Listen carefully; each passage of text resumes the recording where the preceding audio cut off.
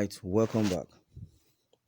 Bank documents expose how Dangote wired funds to NPA's Bala Usman during general elections. Alright, the news in detail.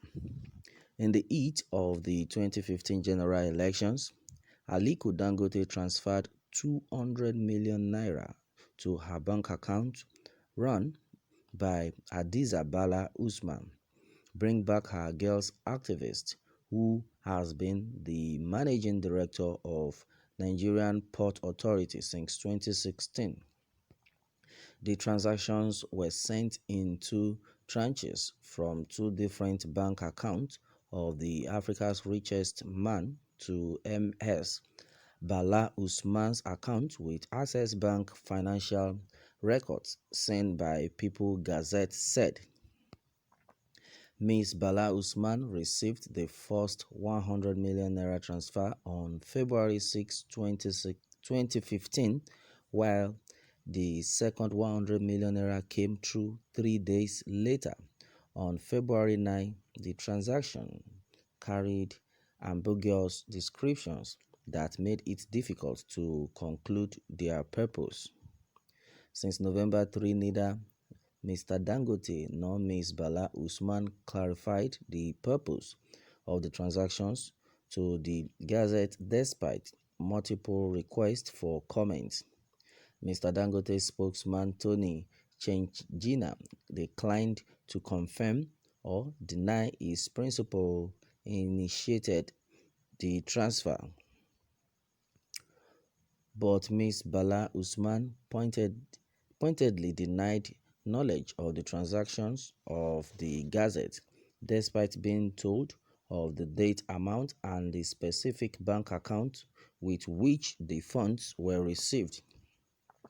I am not aware of any such payment made to my account, Ms. Bala Usman told the Gazette. She declined to elaborate. Even though Mr. Dangote and Ms. Bala Usman declined to clarify the transactions, at least two sources close to the APC campaign told the Gazette that the 200 million naira was part of the campaign donations channeled to the opposition campaign through proxies like Ms. Bala Usman. Ms. Bala Usman largely restricted herself from partisan politics during the 2015 elections. She was widely known at the time as a key voice in the #BringBackHerGirls campaign, for which she was profiled by the Financial Times and other Western media outlets. Muhammadu Buhari, Nigeria's former military ruler, was seeking a return to power in the election that was initially scheduled for February 14, 2015, but when the exercise was postponed on February 8, Mr. Buhari's allies flooded the country with claims that the then ruling PDP was trying to starve them of funds. The APC was reported to have exhausted its campaign war chest before the elections were extended for another 6 weeks until March 28. The APC was, however, able to sustain the campaign until its victory on March 28, buoyed by alarming rates of insecurity, ineptitude, and corruption that characterized the Goodluck Jonathan administration. She played a helpful role during the campaign through the back door. A senior party official in APC Lagos chapter told the Gazette she received money towards Nasir El-Rufai's campaign and, by extension, the Buhari or Shibaju campaign. Our sources said Ms. Bala Usman's rapid rise through political ranks, first as chief of staff to Mr. El-Rufai in Kaduna and later as MD of NPA, was largely as a result of the political mobilization for the then opposition party. Those who have been grumbling that she was handed a juicy position like NPA even when she did not campaign with us have a minimal understanding of the role she played in 2015. Another APC source in Abuja told the Gazette this week. Ms. Bala Usman's account also reflected multiple transfers to other APC players, including Balarabe Abbas Lawal, Mr. El Rufai's cabinet secretary. At least 9 transactions worth nearly 400 million naira went to Mr. Lawal during the 2015 elections. No hiding place, Mr. Dangote himself has long endured allegations of oiling his vast industrial empire by keeping friends with people, with policymakers and potential policymakers. 2 weeks ago, Mr. Dangote was widely criticized after his company received a special waiver to export its products through Nigeria's land border, which have been closed to all companies since August 2019. Atedo Peterside, founder of Stanbic IBTC, criticized the government's action as unsustainable, saying it could have a negative impact on the nation's economy. But the billionaire has largely brushed off the allegations, especially because evidence of his involvement in partisan politics and finance has rarely been published.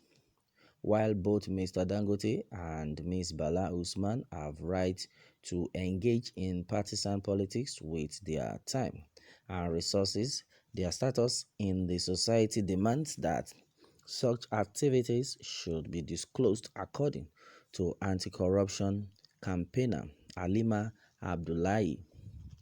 Personally, both of them can support anybody they like in their individual capacity.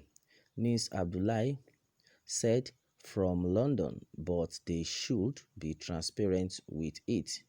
Ms. Abdullahi said Mr. Dangote was amongst a group of supposedly non-partisan statesmen who prevailed on Mr. Jonathan to concede the election in 2015 to Mr. Buhari, which made the Gazette findings even more demanding in the general context of Nigeria's democratic experience. Ms. Bala Usman was known worldwide as a Bring Back Her Girls campaigner, but it now appeared as though her actual intention was to return Mr. Buhari to power 30 years after he was ousted in a military coup, the London-based activist said. If you paid attention, you would see that the Buhari's government has been threatening #NSAS campaigner as opposition. Ms. Abdullahi said it is because of people like Adiza who have undermined genuine activism for partisan political gains, allowing politicians to keep tagging every civil movement as an opposition. If we want government in Nigeria and other African countries to stop seeing activists as undercover political operatives, then it has to start with getting honest people to occupy the civil space. Ms. Abdullahi said, but those who continue to hijack meaningful causes to advance personal agenda should also know that ultimately there would be no hiding place. All right, and that has been said so far. All right, and then a lot of people have been saying that Dangote is part of Nigeria's problem. All right, and they will all be exposed. He was the first person to visit Jonathan at Aso Rock to tell him to concede, looking innocent. Meanwhile, he was a traitor, even as the election was where with heavy irregularities. Almighty God will open all their secrets will be exposed. All right.